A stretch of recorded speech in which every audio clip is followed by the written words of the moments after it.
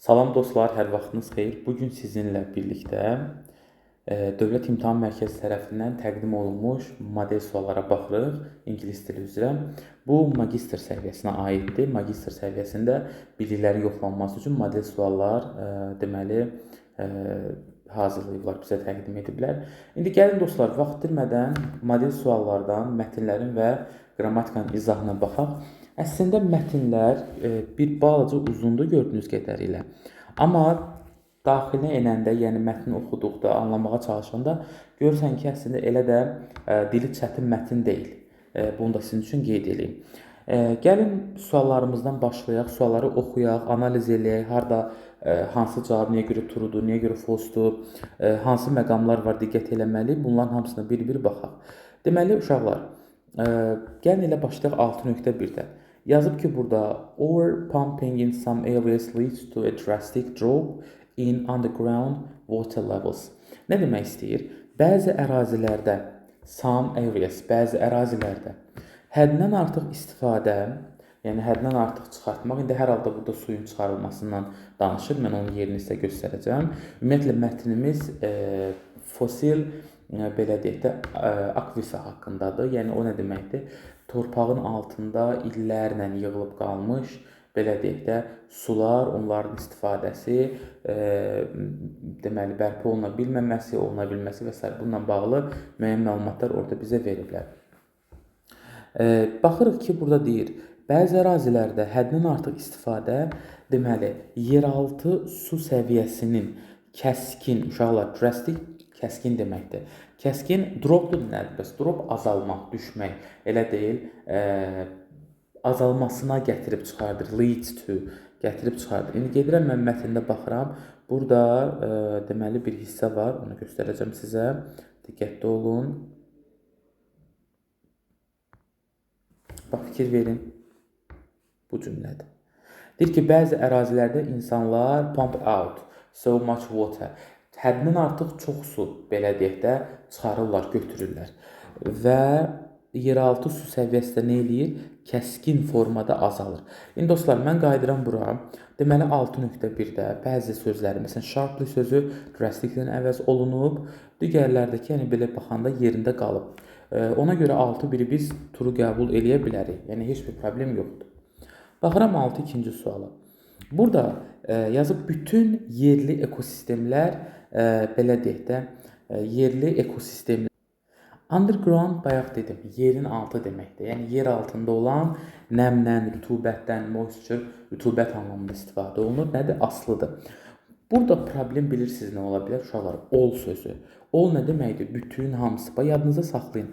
Demirəm, %100 doğru qaydadır. Amma əksərən all, every, bunlar olanda və yaxud da only, bunlar olanda əksərən testin cavabı false olur. Amma bu, yenə deyirəm, 99% halda keçərlidir.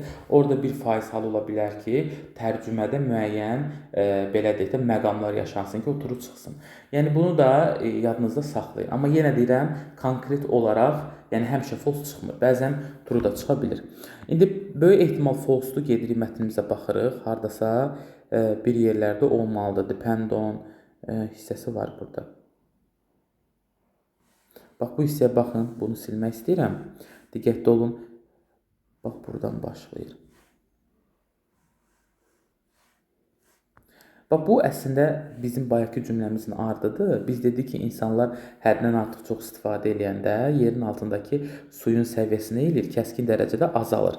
Sonra gəlir davamında. Bu cause, səbəb ola bilər. Nəyə? Well, burada uşaqlar yaxşı deyil. Baxın, wells, quyular anlamında gelir, aydındır. Deyir ki, quyu mənası da var wellin. Quyular, deyir, quruyar, qurumasına səbəb olar və bu da nəyə zərər verər? Deməli, yeraltı nəmdən, rütubətdən asılı olan yerli ekosistemlərə zərər verə bilər, harm, onları zədələyə bilər. Bax, burada yazmayıb, bax, bütün ekosistemlər, bax, fikir verin, local ekosistemin qabağında all sözü yoxdur məndə. Sadəcə olaraq mənə nəyi qeyd edir? Deyir ki, hansı ki, yeraltı nəmdən, rütubətdən, nəmişkinlikdən asılıdır, elə deyil, onlar zədələnə bilər. Bax, ona görə də, yəni ki, tam, necə deyərlər, Konkret olaraq da bunun false olduğunu biz görmüş olduq.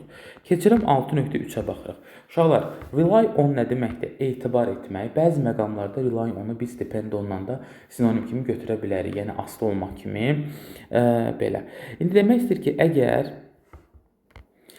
bir neçə ölkə eyni yeraltı sudan, bu artıq bildiniz ki, bu sözün mənası nədir? Yeraltı sular yerin altına yığılmış, belə deyək də, sular nəzərdə tutulurlar. Onlar nə eləməlidir? Danışıqlar aparmalıdırlar ki, bu suyun düzgün istifadəsinə, yəni ədalətli, münasib şəkildə istifadəsinə qərar versinlər. Usage sözü istifadə deməkdir. Bir dəqiqə bunları yeni sizin üçün çətin ola bilən sözlərin altını başqa cür rəngləyim ki, siz görəsiniz. Danışıqlar aparmaq. Sonra dostlar, usage istifadədir. Decide bilirik, qərara gəlməkdir belə. Yəni əgər bir neçə ölkə eyni həmin o dediyimiz yeraltı sudan asılıdırsa və yaxud da yəni eyni o mənbədən istifadə edirsə, onların danışıqlar aparmağa ehtiyacı var, aparmalıdır və münasib istifadə qaydasını qərara gəlməlidirlər. Bu 6.3 bizim üçün böyük ehtimal true olmalıdır. Çünki burada bir yerdə olmalıydı. İndi mən sizə onu göstərəcəm. Uşaqlar, fikir versəniz, 6-nın ilk 3 true false-u bir abzasdadır. Bax, davamında var. Baxın. Deməli, baxın, bu cümləyə diqqət yetirək. In addition, deyir ki, əlavə olaraq, əgər bir neçə ölkə, fikir versəniz, burada qeyd olunur, bir neçə ölkə eyni həmin o suyu bölüşürsə, o zaman onlar nə eləməlidir? Discuss, görə bilirsiniz, müzakirələr aparmalıdırlar və bundan necə ədalətli, belə deyək də, münasib formada istifadə edə bilərlər, razılaşmalıdırlar. Gördüyünüz kimi, bu cümlə ilə 6.4-ün, yox, 6.3-ün mənası üst-üstə düşür. Sadəcə, təbii ki, bir-iki dənə sözü burada dəyişə bilər. Ona görə 6.3-ü turu götürmək olar. Belə. Baxaq 6.4-ə. Yəni, uşaqlar, 6.4-də problem bilirsiniz nədir? Yazıb burada ki, bu dediyim kimi yerin altında yığılan sulardır. Yazıb yer kürəsində ən çox tədqiq olunmuş sular sırasındadır. Amma əksinə, ən az olmalıdır. Burada most bunu false eləyəcək. Baxın, burada qeyd edilib ki, list, fikir verin. Deyir, ən dəyərli və ən az öyrənilmiş, deməli, belə deyək də, su mənbələridir. Least, ən az öyrənilmiş, görə bilirsiniz. Least studied qeyd olunub burada, amma şərtimdə most researched yazılıb bura. Yəni, ona görə bunu da mən false götürürəm. Keçək 7-ci sual, uşaqlar.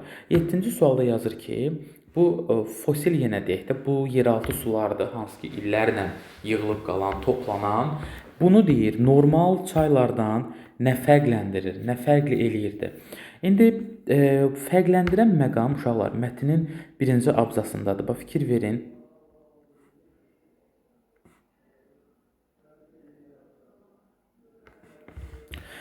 Yerin altında olan, belə deyək də, diqqətli olsanız, burada qeyd olunub ki, some of the driest deserts in the world. Dünyada bəzi ən quru səhralarda böyük və qədim yeraltı sular sistemi var. Hansı ki, bunlar necə tanınırlar?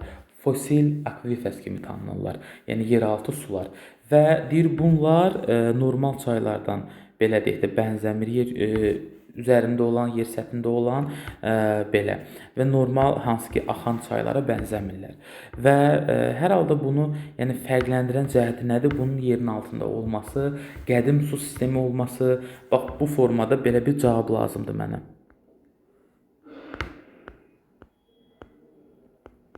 Yəni baxsaq uşaqlar, məsələn yazıb ki, burada bu yeraltı sular yerin üzündə olan çaylara nisbətən daha sürətlə axır. Bax, A variantda bizə nə deyir? Deyir ki, bu yeraltı sular yerin üzərində olan çaylara nisbətən daha sürətlə axır. Bu təbii ki, yanlışdır. Çünki onlar, belə deyək də, digər çaylara bənzəmir, onlar kimi axmır, yerin altında toplanırlar. Sonra baxaq B-yə. B variantı böyük ehtimal düz cavabdır. Bizdə yazıb onlar yer səthinin altında, çox altında, dərinliyində yerləşir və nə ehtiva edir özündə? Contain very old water, yəni çox qədim suları özündə ehtiva edir, saxlayır. Sonra uşaqlar C-də yazıb ki, müasir göllərlə əlaqələnirlər. Bu da əlaqəsizdir. D variantına görə nə yazıb burada? Deyir, belə deyək də, bu güclü deməli güclü yağıntılar deyir ki, bu gölləri, daha doğrusu uşaqlar, suyun səviyyəsini rahatlıqla cəld formada bərpa edə bilər. Restore nə deməkdir? Yeniləmək, bərpa etmək. İndi mətndə belə bir ifadə var ki, dostlar, cümlə var ki, bunlar rahatlıqla, asanlıqla, yəni bərpa oluna bilməyəndir. Bax, fikir verin. Hardadır bu today's rain olmalıdır.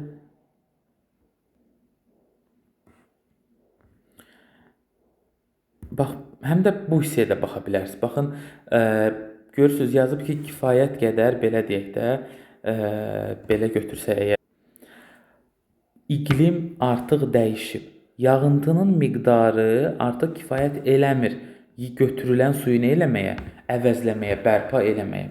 Yəni ona görə asanlıqla bərpa oluna bilər demək də mənim üçün düz variant deyil. D-ni də buradan çıxıram gedir və Y variantına gələndə uşaqlar. Y də belə deyək də yanlış olacaq bizim. Burada qeyd olunur ki, bu sözün mənası uşaqlar dəyişməkdir. Onlar iqlim, belə deyək də, iqlimi, climate nə edirlər? Əhəmiyyətli dərəcədə dəyişirlər və yağıntıya, temperatura təsir edirlər. Yəni, mətndə ümumiyyətlə bunların iqlimi dəyişməsi ilə bağlı bir şey vermir mənə. Ona görə də, bəli, mən B-ni götürə bilərəm. Deyir ki, yerin altında yerləşir və çox qədim nədirlər? Sudurlar, qədim suları özündə ehtiva edirlər. Fərqləndirici cəhət. 8-ə baxaq. İndi deyir mənə, bu belə deyək də, sular hesab olunur ki, non-renewable-dır, yəni bərpa oluna bilməyəndir.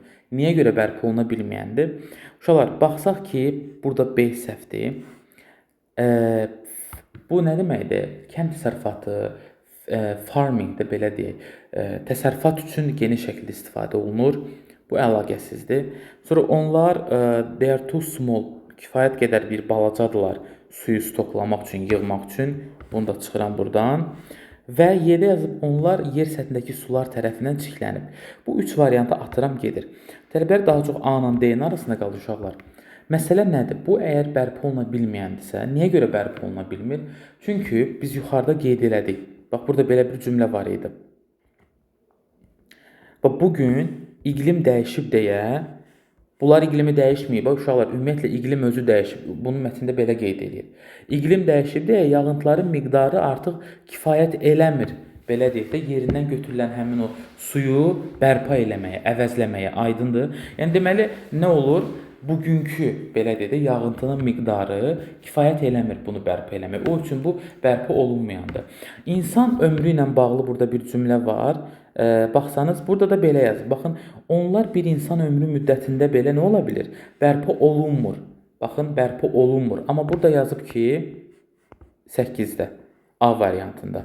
İnsan ömründə, müddətində bərpa olunur, restored. Zaten A səhvdir. Yəni, orada are not renewable yazılıb. Yəni, mən bunu restore-la verə bilmərəm, qalır D. D-nin də səbəbini dedim ki, iqlim dəyişib deyə, bugünkü yağıntıların miqdarı mənə icazə vermir ki, həmin o suları təzədən doldurum. Mənə deyənə təbii ki, təbiətə belə. Refill doldurmaq deməkdir uşaqlar. Modern rainfall-da, yəni müasir yağıntılar. Yəni, müasir yağıntılar, belə desək də, doldurmur onları. Artıq kifayət eləmir. D-ni götürürük. Sonra 9-a gəldik. Bu sözümüzün mənası təbii ki, nə deməkdir? Quraqlıq deməkdir, quru deməkdir. Buna uyğun olaraq götürəcəksən dry sözünü, A variantı. Empty, boş deməkdir. Protected, qorunmuş, müdafiə olunmuş və ya da müdafiə etmək də baxır feili sifət kimi ya da feil kimi. Polluted, çirklənmiş və ya da çirkləndirmək. Dangerous də nədir? Təhlükəli anlamında istifadə olunur. Gəldik açıq sualımıza. Burada bizdən soruşur ki, mətndə hansı sualların cavabı var? İndi bir-bir gəlin analiz eləyək uşaqlar. Baxıram birinci suala. Deyir ki, belə deyək də, bu sistemdəki, sandstone sistemində olan yeraltı suyun, daxildə olan suyun yaşı nə qədərdir? Yəni, nə qədər müddətdir ki, mövcud olub, neçənci şeyə qədər gedib çıxır? Bunun cavabı səhv eləmirəmsə mətndə olmalıdır. Baxın, bilirsiniz, haradadır bu hissələrdə. Diqqətli olun. Bu digər mətndir. Bax, fikir versəniz, orada danışır bizdə bu abzasdan, bu haqda. Rəngimizi dəyişək. Bu haqda danışır bizdə. Baxın bu abzasda uşaqlar gördüyünüz kimi. Və sonra danışır bu hansı ölkələri əhatə elədi o Sandstone və onun şeyini verir bizə. 20 ildən belə deyək də more than 20 min il hətta deyək, 20 il yox, 20 min ildən daha əvvələ gedib çıxır. Bunun cavabı varmı? Bəli, var. Götürə bilərik. Deməli onda biri götürdük. 2. İki uşaqlar konkret olaraq yoxdur. Nə qədər səhrada bu sular var, bunu mənə verməyib 2-ni çıxıram. Sonra 3-ə gəlirəm. 3-də məndən soruşur ki, ən məşhur yeraltı o su belə deyək də dünyada hansıdır? Ən məşhurunu verməyib uşaqlar. Bu da biraz çaşdırıcıdır. Adam baxanda bir balaca istəyir götürsün. Burada yazıb ki, məşhurlarından biri. Baxın, one of the most famous. Yəni ən məşhurlarından birini qeyd edib. Ola bilər ki, 5 dənə, 6 dənədir. Onlardan biri budur. Amma ən məşhuru hansıdır? Yəni ən məşhurlarının biri hansı idi? Budur. Qeyd olunan sistem budur. Sadəcə olaraq ən məşhur hansıdır bunların arasında, o nə qədər varsa, onu mətn mənə verməyib. Ona görə burada biz 3-ü də götürmürük. Və 4-ə gələndə uşaqlar, təbii ki, 4-də çıxırsınız. Burada bizdən soruşur ki, bu yeraltı sular ki var, bu sistemə daxil olan nə qədər dərinlikdədir, dip dərin deməkdir. Onun dərinliyi də mətndə mənə təqdim eləməyiblər deyə. Bir də qalıram uşaqlar, mən 5-i götürmək məcburiyyətində. Doğru cavabımız olur 1 və 5. 5-də deyir ki, niyə görə bu belə deyək də yeraltı suları qorumağı öyrənmək vacibdir? Təbii ki, nəyə görə vacibdir? Çünki bəzi ölkələr, daha doğrusu yeraltı ekosistemlər var ki, onlar həmin o nəmdən, rütubətdən asılı olurlar mövcud olmaq üçün. Ona görə öyrənmək, ondan düzgün istifadə eləmək deməli olduqca vacib məsələdir. Biri 5-i götürdü. İndi keçək uşaqlar ikinci mətnimizə. İkinci mətnimiz Napolyon haqqındadır. Aha. Maraqlı mətindir dostlar. Bu da Napolyonun tac qoyma mərasimi təsvir edən şəkillə bağlıdır. Həmin o şəkli bizdə burada canlandırıblar, necə yarandı, neçənci illərdə hardan hara getdi, rəssamı kim idi, kimlər təsvir olunmuşdu. Belə-belə məlumatlar bizə veriblər. Mətn yenə də uzundur, adamın ürəyini sıxmağa çalışdılar. Amma baxırsan ki, yəni tərcümə edib daxilinə enəndə görürsən ki, o qədər də çətin məsələ deyil. Çətin mətn deyil daha doğrusu. Başlayaq 11.1-dən. Uşaqlar, baxın, bu ümumiyyətlə belə deyək də, mən sizə deyim. Coronation sözü mənası nə deməkdir? Tac geyindirmə, tac qoymaq. Bax, o anlama gedir. O anlamda daha doğrusu istifadə edirlər biz ingilis dilində. Deyir, Napolyonun tac qoyma mərasimi şəklinin belə deyək də, rəssamı Napolyonun təyin olunmuş rəssamı kimi xidmət elədi. Appointed painter bilirsiniz nə deməkdir? Yəni hardasa rəsmi olaraq işə götürülmüş, yəni bu anlama gəlir. Yəni rəsmi bir rəssam kimi xidmət eləyirdi.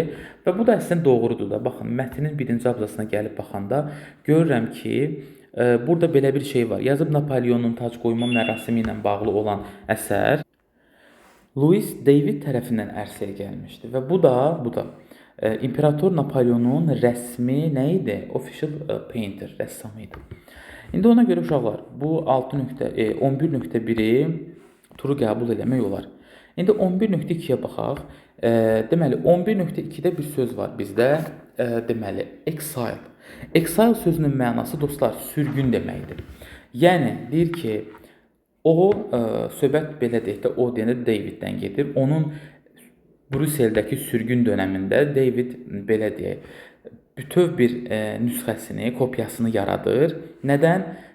Burada bir söz var yenə də. Recollection. Bu uşaqlar memory-lə sinonimdir. Yəni hafizəsində, yaddaşında olan məlumatlar əsasında xatırladığı məlumatlara görə yenidən bütöv bir kopyasını yaradır öz sürgünlük vaxtında. İndi baxıram görüm, mətndə belə bir cümlə varmı? Əslində burada bir hissədə baxın, gözümə sataşdı var. Bax, fikir verin, deyir ki, Brüsseldə öz sürgün zamanında, dönəmində David həmçinin yaradır nə? Full size o deməkdir ki, bütöv bir kopyasını. Burada full size verib, orada complete vermişdi. Yaddaşında olan məlumatlara əsasən, deməli, okey, bunu sən turu qəbul edə bilərsən. 11.3-ə baxaq uşaqlar. 11.3 assist sözünün mənası nə deməkdir? Assist. Kömək etmək, elə deyil. Onda assistant sözü də olacaq kömək. Help'ın sinonimidir, yəni isim kimi veriblər artıq burada. Deyir, David kömək qəbul elədi, köməklə işlədi. Nə vaxt? Bu Napoleonun belə deyək də tac qoyma əsərini yaradarkən. Turudur, gəlin yerini də göstərim. Desən şagirdi adını da burada veriblər hətta. Baxın. Bir dəqiqə görək hardadır şagirdin adı.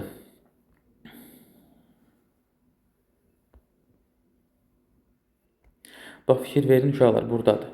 Deyir ki, David işləməyə başladı əsəri dekabrda 1805-ci ildə with the help of his student, yəni dostemi tələbəsinin köməyi ilə işləməyə başladılar və 1808-ci ilin əvvəlində bunu bitirdilər. Demək, bəli, qeyd elədiyimiz kimi bu turu ola bilər. Daha doğrusu turudur. Gəldi indi uşaqlar, baxırıq 11-4-ə. 11-4 bir balaca maraqlıdır. Niyə görə? Biraz düşündürücüdür. Bax, yazıb ki, belə deyək də, The Painting, rəsm ən məşhur əsərlərdən biri oldu Napoleonun dönəmində. Yəni ki, during burada nə deməkdir? Ərzində, yəni həmin o Napoleon dönəmində, Napoleon hakimiyyət illərində bu nəzərdə tutulur böyük ehtimal, ən məşhur əsərlərdən birinə çevrildi. Amma mətnə baxanda uşaqlar, həm mən sizə demişdim ki, 3 dənə dalbadal turu gəlirsə, axırıncı zaten false olmalıdır. Yəni onun başqa bir yolu yoxdur. Çünki hamısı true olsa atan adamın düz çıxartma ehtimalı daha böyükdür. Həm də ki, gəlin mətnə də baxaq uşaqlar. Mətndə fikir versəniz, bax burada görün nə yazıb? Would later become. Baxın, daha sonra ən məşhur əsərlərdən biri oldu. Yəni Napoleonik dövrdə, Napoleon zamanında yox da, ondan sonraki mərhələdə later görə bilirsiniz, daha sonraki mərhələdə ən məşhur əsərlərdən birinə çevrildi. Ona görə də bunu false götürürəm during sözünə görə. Later yazsaydı, yəni Napoleonik eradan sonra məşhur oldu, doğru götürmək olardı. Gəldim 12-yə uşaqlar. 12-də bizdə belə bir söz var. Bu nə deməkdir? Papa. Bildiyimiz bu kilsələrdə olan dini şəxsiyyət, rəhbər kimi bir insan. Deyir ki, niyə görə Napoleon papanın onu, yəni belə deyə ona tacı təqdim etməsini, ona tac geyindirməsi ənənəsini belə desək uzaqlaşdırdı, ənənəsindən istifadə eləmədi. Səbəb nə idi uşaqlar? Səbəb o idi ki, o öz hakimiyyətini necə deyirlər, göstərmək istəyirdi ki, o kilsədən olan o necə deyirlər, təsdiqi aradan qaldırıb da öz hakimiyyətini göstərməyə çalışırdı. O da mətndə bir hissələrdə olmalıdır. Bir dəqiqə indi göstərəcəm sizə. Baxın buradadır. Baxın, deyir, ənənəvi olaraq papa tacı monarxın başına yerləşdirirdi. Yəni tacın qoyulmasında papa rol oynayırdı, monarxa o təqdim eləyirdi. Bu da nəyin işarəsi idi uşaqlar? Bu da ki, bu ilahi təsdiqində o kilsədən gələn divine ilahi deməkdir. Dini də deyə bilərik. Yəni dini təsdiqin bir işarəsidir ki, biz səni təsdiqləyirik. Amma deyir, ancaq however, Napoleon qəsdən, deliberately, qəsdən bu adətdən imtina elədi, adəti özündən uzaqlaşdırdı. Nəyə görə? Əsər təsdiqləməkdir.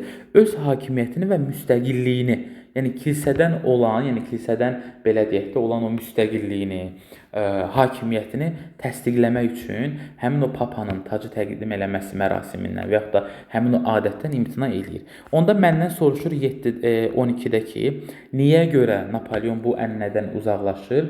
Səbəb nə olur? Napoleonun deməli kilsədən olan o asılılığı aradan qaldırması, müstəqilliyini ortaya qoyması.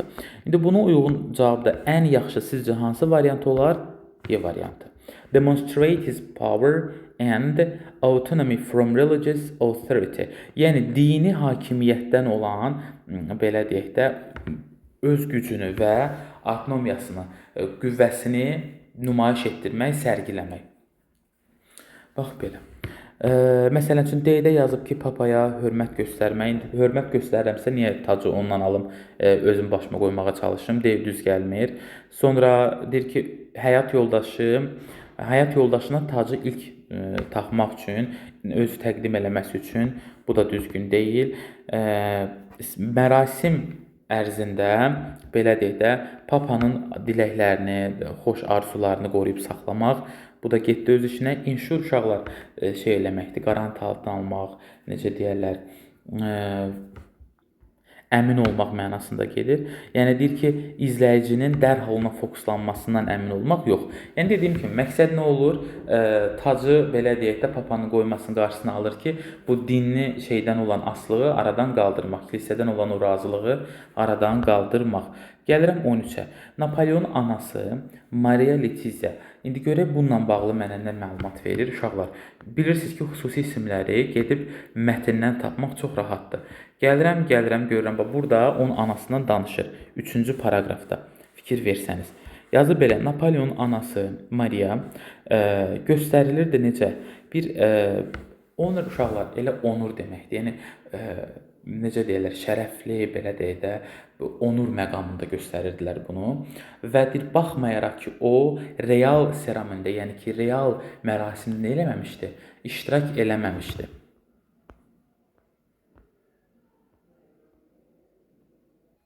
İndi biz variantları əgər dostlar analiz eləsə, gəl baxaq bir-bir variantlara. Məsələn, başlayaq elə Y-dən.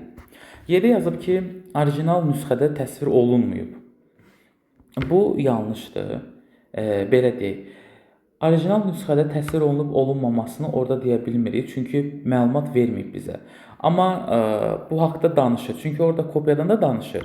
Böyük ehtimal. Çünki mən elə bir məlumata rast gəlmədim. Sözün düzü baxın bir də.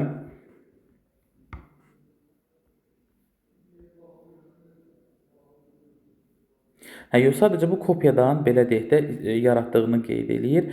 Ümumi burada danışılan bu real şəkillərdən söhbət gedir. Ona görə də təsvir olunmayıb demək, bunu düz götürə bilmərəm. Baxıram deyə yazıb ümumi bir artistik vərdişdir, vərdişi var idi. Bu əlaqəsizdir. Bunu bilirsiniz harda deyir? David özünə təsvir eləyir həmin əsərdə. Deyir ki, bu ümumi artistlərə xas olan vərdişdir ki, əsərdə özünü bir yerdə təsvir eləmək. Sonra əsas fiqur kimi təsvir olunub, bu da səhvdir. Depict təsvir olunmaqdır.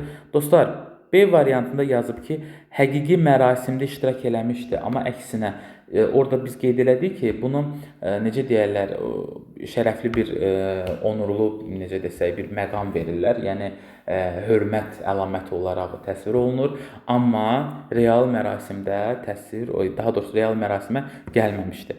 Qalır A variantı. Doğru cavabımız ki, əsərdə belə deyək də fərqləndirici, distinction uşaqlar fərqli deməkdən də bunun üstünlüyü mənası da var. Yəni bir üstün pozisiya verilmişdi ona. Bu da ki, ona verilən o honor deməli place ilə bağlıdır. Belə hörmət yeri ilə bağlıdır. Ona görə də 13-də A-nı götürmək olar. 14-ə baxaq. 14-də uşaqlar bizdən soruşur ki, 4-cü paraqraf hansı cümlə ilə başlayar? Məsələ bilirsiniz nə? 4-cü paraqrafda burada müxtəlif belə deyək də əsərdə təsvir olunan insan adlarını çəkir. Məsələn, onun Napoleonun yoldaşından danışır bir balaca. Sonra gəlir tanınmış belə deyək komandirlərdən olan Marşal Murad haqqında danışır. Sonra nə bilim Halit Əfəndi danışır. Sonra müxtəlif görürsüz insan adları var burada. Yəni əsərdə istifadə olunmuş, necə deyirlər, çizilmiş, çəkilmiş müxtəlif insanlardan da bəhs edir. Deməli, onda mən bura həmin o belə deyək də əsərin bu insanlarla bağlı olan nəsə bir cümlə qeyd eləməliyəm ki, davamında gələn o hissələr, cümlələr məndən uyğunlaşsın leksik baxımdan və eyni zamanda qrammatik baxımdan. Böyük ehtimal dostlar, bura baxanda ilk mənim gözümə sataşan C-dir. C bizim düzgün cavabımızdır. Niyə görə? Yazıb rəssam çoxlu açar fiqurlar, dönəminin çoxlu açar fiqurlarını təsvir eləmişdi ki, mənzərəni belə deyək də, səhnəni nə eləsin? Tarixi detallarla daha da zəngin eləsin. Ona görə C-ni doğru götürmək olar. Və sonra davamında artıq o ki fiqurlar kimlərdir? Bax, onlardan başlayır danışmağa, həmin o insanlardan. Məsələn, B-də yazıb ki, mərasim 3 saat sürdü. Bax, bu əlaqəsizdir. Sonra A-da yazıb ənənəvi olaraq fransız kralları Bremde kilsəsində belə deyək, tac qoyma mərasimi keçirilir. Məsələn, mən orada tac qoyma mərasiminin özündən danışmıram. A-da çıxırıq buradan. Sonra D-də ümumiyyətlə deyir ki, qaleriyanın 2-ci səviyyəsində o özünü təsvir elədi və öz ailəsinin əhatəsində. Söhbət indi belə deyək də ümumilikdə ailəsinin əhatəsində demək biraz düz gəlmir. Çünki orada əlavə uşaqlar insanlardan da danışır. Ona görə burada mən D-ni də silirəm gedir. Y variantına baxanda Y-də isə nə danışır bizdə? Nə deyir? Deyir ki, Napoleonun tac qoyma mərasimi böyük bir belə deyək də, neighboring powers, gücləri təsirləndirmək, yəni güclərə təsir eləmək məqsəd daşıyırdı. Bu da yəni həmin abzas üçün o qədər də yəni əlaqəli cümlə deyil bu formada.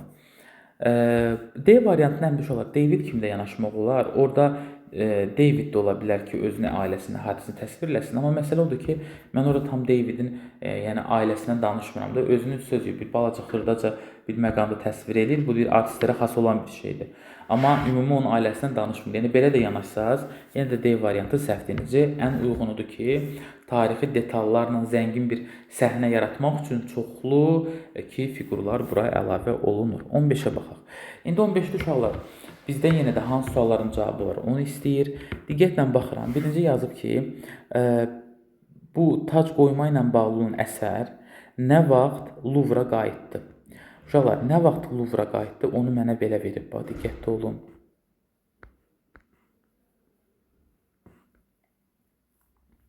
(1837-ci ildə, bax, diqqətlə. 1837-ci ildə Kral Louis Philippe, deməli, bu şəkili hara göndərir? Versailles sarayına və hardakı bu 89-cu ilə qədər qalır. Belə deyək də, Luvra qayıtmazdan əvvəl. Əgər 89-a qədər deyirsə, deməli 89-cu ildə artıq Luvra qayıdıb. Deməli, Luvra qayıtma ili nə olur? 89. Birin deməli cavabı var. Biri götürürəm. Okay. 2-yə baxıram. 2-də deyir ki, what specific instructions, belə deyək də, əsərin kompozisiyası ilə bağlı Napoleon hansı xüsusi təlimatları vermişdi? Bu dostlar yoxdur orada. Yəni hansı təlimatlar verib, onu bizə ümumi vermir. Əsərdən danışır. Ola bilər beyniniz biraz qarışsın ki, orada əsərin instruksiyaları var da, kim harda durdu, kim harda dayandı. Amma yox. Yəni Napoleonun xüsusi təlimatları necə idi, onu özü vermir. O sadəcə rəssamın belə deyək də çəkdiyi o məqamlar orada izah olunur, xırdalanır. Sonra 3-ə baxaq uşaqlar. 3-də deyir ki, Napoleonun qardaşlarının rəsmi vəzifələri nə idi? Yəni rəsmi vəzifələri nə idi? O da mənə açıqlanmır mətndə. Yəni qardaşlarından səhv eləmirəmsə burada bu hissədə danışır bizə. Deməli, yəni baxın burada qeyd olunub ki, Napoleonun qardaşları da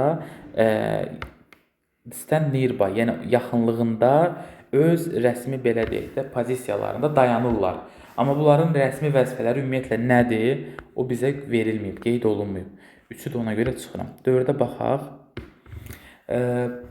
Orijinal olaraq harda? Exhibit nə demək dostlar? Nümayiş olunub. Bu əsəri harda nümayiş eləyiblər? Məncə bunun cavabı var idi. Sadəcə yer olaraq mənim yadımdan çıxıb. Baxın dostlar, ilkin olaraq göstərilib harda?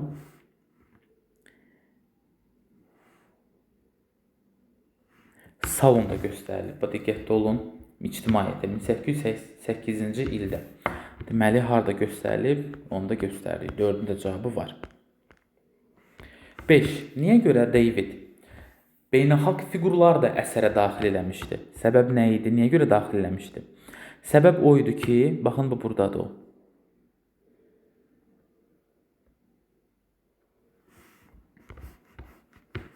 Göstərim onda sizə.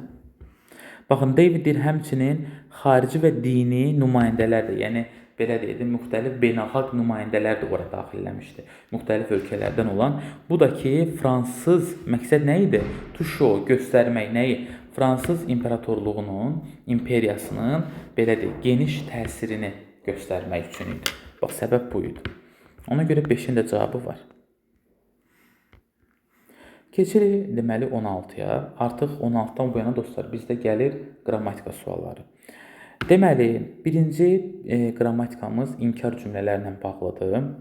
İnkar cümlələrdə uşaqlar, mən sizə də həmişə demişəm ki, konkret səhv olan variantları atın.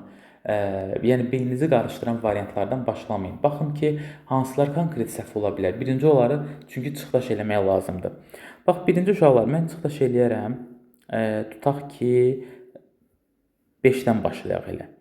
Birinci məsələn 5-i çıxdaş eləmək olar. Niyə görə?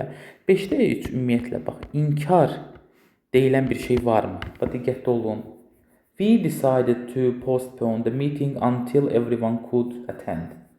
Yəni burada inkarı, yəni deyilən bir şey varmı uşaqlar? Baxın, bax fikir verin. Ona görə atıram. Sonra 4. Yəni 4-ün özündə belə hanı inkar? Yəni heç bir inkardan söz gedə bilməz. 4-ü atıram gedir. Sonra digər bir məsələ uşaqlar. Hətta 2-də də baxın heç inkar yoxdur. Bu test çox rahat oldu. Məsələn 2-ni də heç bir dənə də qoy diqqətlə baxım. Yox, heç bir inkar yoxdur 2-də də. Doğru cavabımız ona görə elə 1-3 qalır bizdə. 3-də bilirsiniz ki, hardly cümləni inkara çevirir. Yəni hardly inkar ədatıdır. Cümləni inkara çevirir. No sooner-la da cümlə başlayıb deyə bu da inkardadır. Sadəcə mən sizə bir dənə belə bir qayda deyim yenə. Bir dəfə demişəm, yenə demək istəyirəm. Burada görə bilirsiniz, nəqli cümlədir, amma belə bir sual yaradıblar. Hədə atıblar qabağa. Buna nəqli cümlədə belə bir şey olanda buna inversiya deyirlər. Bu nə vaxt baş verir uşaqlar? Əgər sizin cümləniz ədatlarla başlayırsa, diqqətli olun. Məsələn, hardly də bura aiddir. Ola bilər rarely də ədatdır. Bu da bura aiddir. Sonra gördüyümüz no sooner da bura aiddir. Sonra barely də bura aiddir. Barely, scarcely.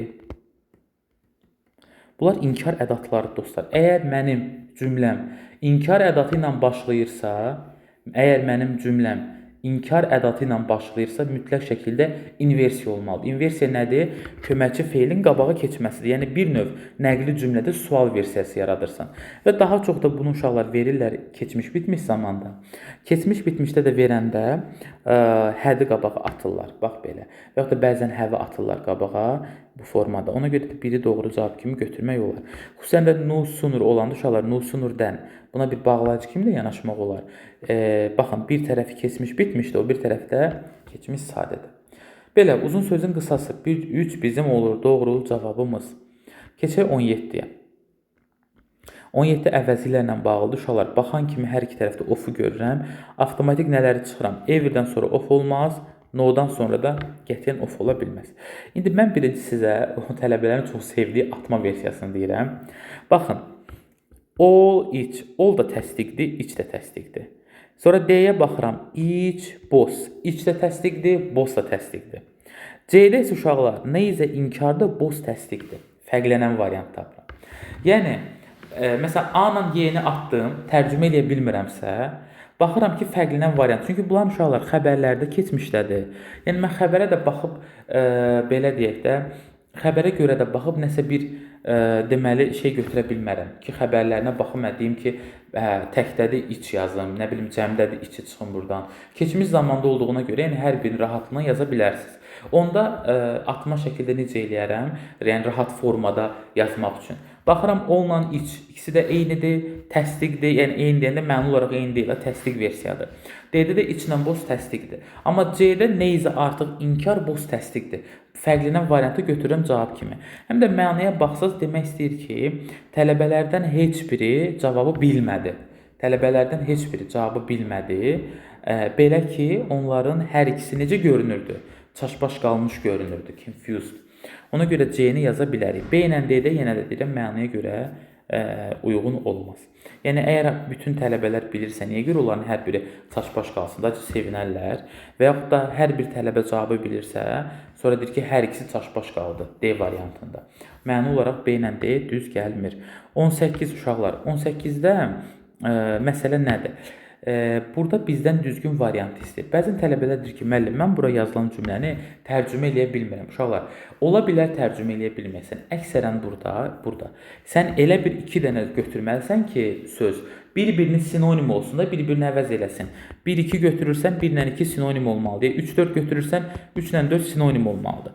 Bax sözlərə, gör bunlardan hansılar sinonim ola bilər, mənanı bilirsənsə. Restore nə deməkdir? Bərpa etmək. Demolish nə deməkdir uşaqlar? Destroy, dağıtmaq. Bəs renovate nə deməkdir? Bu da yeniləmək, bərpa etmək. Bu da destroy, dağıtmaqdır. İndi məsələ nədir? Amma mən buna fikir verməmişdim. Burada artıq bizdə 2 dənə sinonim yaranır. Bax, fikir verir, yaxşı da qabağımıza çıxdı. 2-4, yəni bu hallar da müşahidə oluna bilər.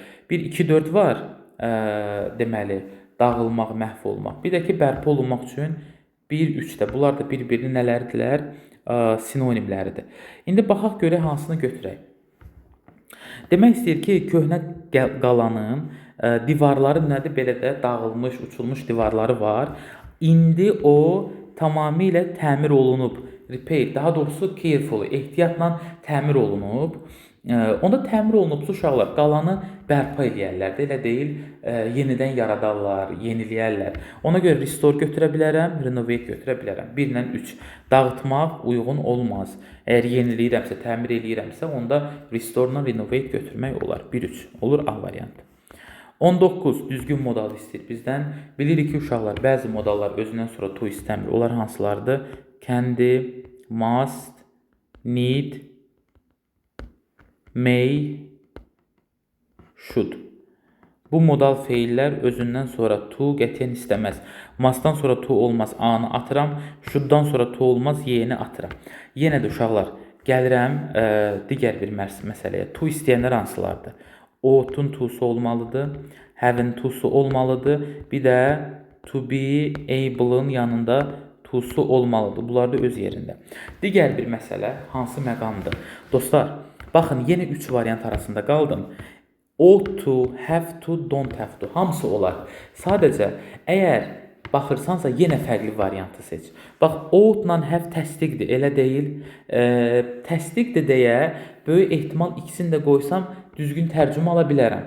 Mənə lazımdır, yəni belə deyək də, ikisi də ora yerləşə bilər, onu demək istəyirəm. Yəni ought-u qoysam have-i də qoya bilərəm və işimə yaraya bilər, yəni hər ikisi. Amma mənim fərqlənən variantım hansıdır burada? İnkarda olan. Yəni fərqli variantı götürürəm. Amma belə baxsaz, mənaya görə də don't have to daha uyğundur. Bax deyirsən, məruzəni bu gün təsdiq eləməməlisən, yəni eləməyə ehtiyacın yoxdur, etməyə bilərsən. Deadline-ın vaxtı növbəti həftəyə qədər nə olub? Extend, uzanıb. Yəni o anlamda da, yəni tərcüməyə görə də B-ni götürürəm. Yəni həmişə 3 variant arasında qalanda, modalda, əvəzlikdə görsəz ki, məsələn 2 variant təsdiq, biri inkardırsa, 2 variant inkar, biri təsdiqdirsə, o zaman fərqlənən variantı seçmək olar. Problem yoxdur. Belə. İndi həmişə ödənməsə də bəzi hallarda ödənir. Amma tərcüməyə görə də gördünüz ki, ought-la have yox, don't have to bura daha uyğun gedər. Yəni əgər vaxtı uzadıblarsa, yəni hal-hazırda, yəni indi bu dəqiqə sənin reportu təsdiqləmənə ehtiyac yoxdur. O baxımdan don't have to vermək lazımdır. Və gəldik nəhayət bizim məşhur suallarımızdan dialoq qurmağa. Uşaqlar, dialoqda məsələ necədir? Baxanda bura, yəni ki, adam fikirləşir ki, 2 ilə başlayayım. Niyə görə? Salamlaşır. Salam, deyir ki, mən sifarişimin bir hissəsini qəbul etdim. Lakin bəziləri, yəni yoxdur da, görmədim. Və deyir, mən nə istəyirəm uşaqlar? Refund sözünün mənası geri ödəmədir. Yəni, qismən geri ödəmə tələb edirəm. Yəni, gəlməyənlər üçün mənə geri ödəmə eləyin. Bunu deyir. Sonra, dostlar, 2-dən sonra gəlir hər halda burada 5. Deyir ki, mən deməli, üzürlü sayın bu şeyə görə, deməli, oversight-a görə üzürlü sayın. Can you specify? Yəni, sən deyir ki, deyə bilərsənmi hansı itemların, əşyaların çatdırılmadı? 2-ni 5-i götürdük, ondan sonra gəlməlidir bizdə. Belə baxanda 2-5 görürüm, bir dənə A variantındadır. Böyük ehtimal A-dır. Gəlin, davam edək. 3. Sonra qız qayıdır, deyir ki, daha doğrusu, bilmədim, bu qızmı? Söz cinsini bilmədim, olsun. Və yaxud da indi kimsə qayıdır, deyir ki, deməli, headphone-larım yoxdur və USB kabelim mənim orada, deməli, gəlib çatmayıb mənə. 2, 5, 3, sonra 1 gəlir uşaqlar. Bir də yazıb təşəkkür edirik. Burada uşaqlar, deməli, təşəkkür edirik və deyir ki, biz istəsəniz sizə refund eləyə bilərik, yəni geri ödəmə və yaxud da dərhal o itən əşyaları da sizə göndərə bilərik. Hansını deyir istəyirsiniz? 2, 5, 3, 1, sonra nə gəlir burada? 6. Bu da deyir ki, mən refanda üstünlük verim, yəni geri ödəməyə belə. Deyir ki, onlara mənim başqa yerdə dərhal ehtiyacım var. Deməli, 6-nı dedik, axırda da 4 gəlir, understood. Başa düşdük, proses belə deyək də, dərhal olunacaq bu formada və deyir, pul sizin hesabınızda deməli, görünəcək. Deməli, 2 iş günündə, 2 business days. Doğru cavabımız ona görə A-dır. Belə dostlar, sağ olun, salamat qalın. Kimin nəsə bir sualı olsa, rəy bölməsinə yazsın və yaxud da məndən əlaqəyə keçsin, mənə yaza bilər. Növbəti dərslərdə, növbəti izahlarda görüşənədək.